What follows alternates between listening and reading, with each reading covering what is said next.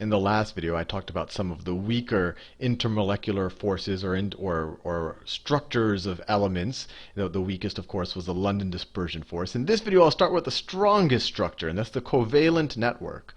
So if you have a covalent network crystal, and let me actually define the word crystal. Crystal is just when you have a solid where the molecules that make up the solid are in a regular, relatively consistent pattern. And this is versus an amorphous solid where everything is kind of just a hodgepodge, and there's different concentrations of different things at different of ions and different molecules at different parts of the solid. So a crystal is just a very regular structure. Ice is a crystal because once you get the temperature low enough in water, the hydrogen bonds form a crystal or regular structure, and we've talked about that a bunch. But the strongest of all crystal structures is the covalent network. Covalent network. And the biggest, though, or the prime example of that is carbon when it forms a diamond. So the covalent network, carbon has four valence electrons, so it always wants four more. So when carbon shares with itself, it's very happy. So what it can do is it can form four bonds to four more carbons. And then each of those carbons can form four more bonds to four more carbons. To four more carbons. And this one, two, three. And it just keeps going on. This is the structure of a diamond. And the reason why this is such a strong structure is because you can almost view the entire, in fact, you should view the entire diamond as one molecule because they all have covalent bonds. These are actual sharing of electrons. And these are actually the strongest of all molecular bonds. So you can imagine if the entire solid is made out of this network of carbons, you're going to have an extremely strong, extremely high boiling point substance. And that's why a diamond is so strong, and that's why it's so hard to boil a diamond.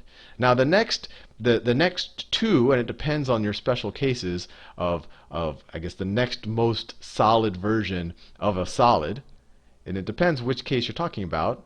One are the ionic crystals. And I'll do them both here because one isn't necessarily ionic crystal.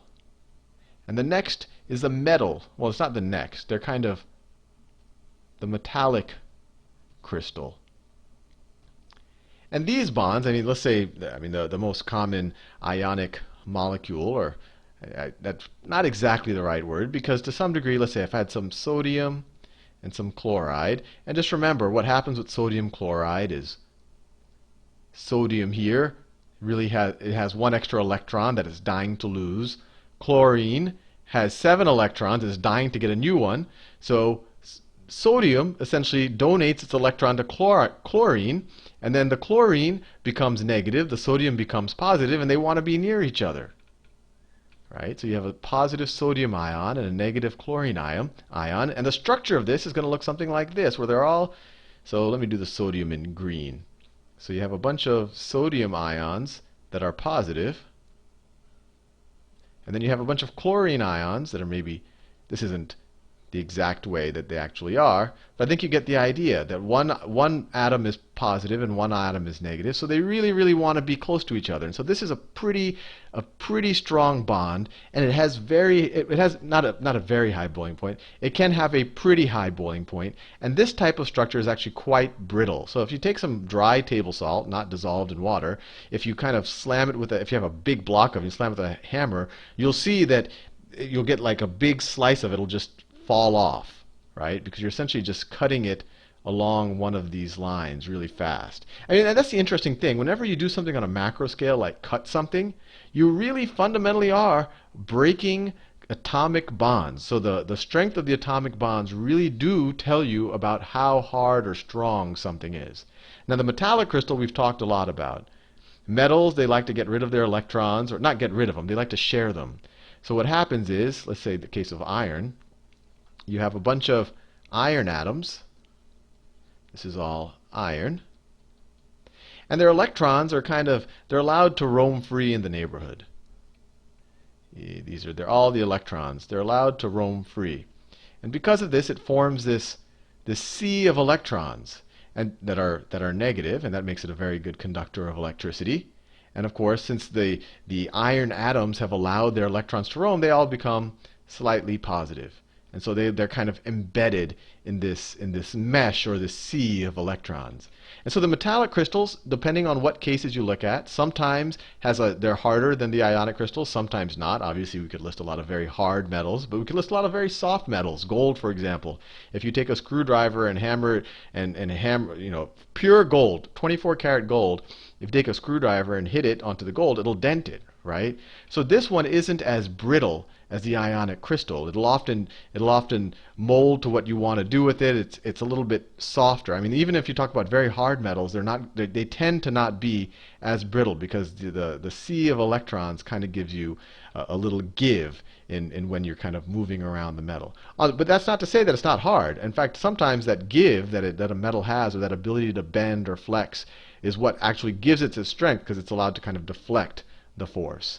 So the strength, and I've touched on this, it also goes into the boiling point. So because these bonds are pretty strong, it has a higher boiling point. If you just took salt crystal and tried to boil it, you'd have to add a lot of heat into the system. So this has a higher boiling point than say, I mean, definitely things that have just van der Waals forces, like these, like the noble gases. But it'll also have a higher boiling point than, say, hydrogen fluoride. Hydrogen fluoride, if you remember from the last video, just had dipole forces.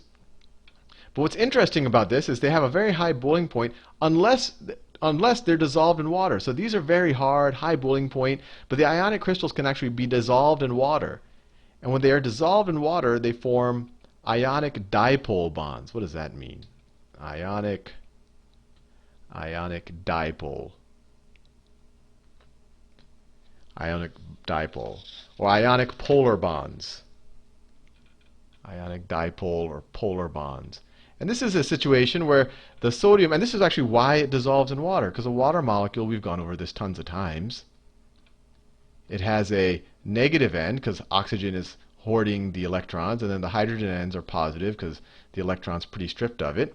So when you put these sodium and chloride ions in the room or in the water solution, the positive sodiums want to get attracted to the negative side of this dipole, and then the negative chlorides, Cl minus, want to go near the hydrogens. So they kind of get dissolved in this. They don't necessarily want to be, they still want to be attracted to each other, but they're still also attracted to different sides of the water. So it allows them to get dissolved and kind of go with the flow of the water. So in this case, when you actually dissolve an ionic crystal into water, as an ionic crystal, not a good conductor of electricity, not a lot of charge that is really movable in this state. But here, all of a sudden, we have these charged particles that can move. And because they can move, all of a sudden when you put salt, sodium chloride, in water, that does become conductive. So anyway, I wanted you to be at least exposed to all of these different forms of matter. And now you should at least get a sense when you look at something, and you should at least be able to give a pretty good guess at how likely it is to have a high boiling point, a low boiling point, or is it strong or not. And the general I guess way to look at it is just how strong are the intermolecular bonds. Obviously, if the entire structure is all one molecule, it's going to be super duper strong. And on the other hand, if you're just talking about, let's say neon, a bunch of neon molecules, and all they have are the London dispersion forces, this thing's going to have ultra weak bonds. So a gas is almost its most natural state. I mean, if you get super, super cold, you might be able to get it to a fluid. And then everything in between. Anyway, hope you found that useful.